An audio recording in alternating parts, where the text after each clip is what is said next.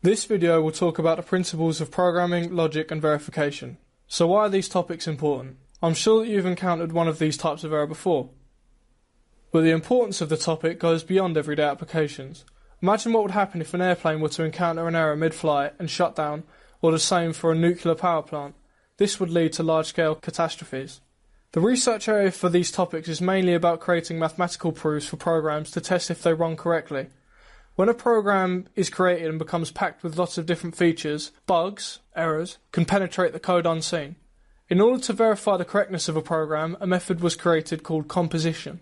Composition consists of dividing an entire program into small sub-programs which can be proofed using logic to check if they run 100% correctly. The proofs of these sub-programs are combined using mathematical logic to obtain a proof for the whole program.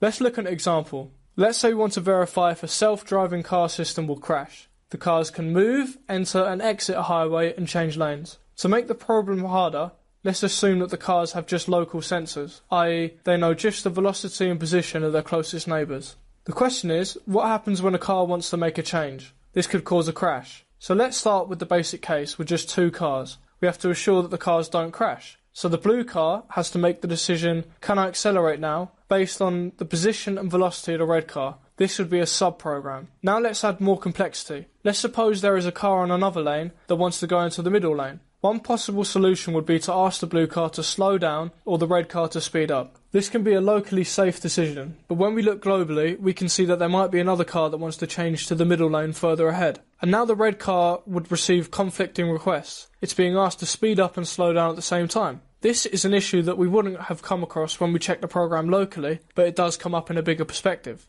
In a composition proof, we start with the basic case of two cars on a single lane without any lane change. Then we use this two-car system as a base case. We then expand to an entire lane of cars. We piece together the two-car system with lots of other base systems to verify an entire lane of cars. Now we have a global verification that is much stronger than a local verification for just the two-car system. From there, we expand the global case to create a case where we still have a single lane, but the cars can enter and exit the lane. Then we build up from that with lots of other lanes. Now we have a system where lots of cars with lots of lanes can enter and exit the system and change lanes at will where everything is safe and working. The idea of composition allowed current researchers from UCL to create tools that automatically solve errors. They took over 15 years of development, and these tools are now used by companies like Facebook, Instagram and Spotify to make sure your apps work without error. Researchers also made advancements in security, particularly with digital signatures. They are used to validate online transactions between individuals without having to physically sign any documents. This saves you time and money.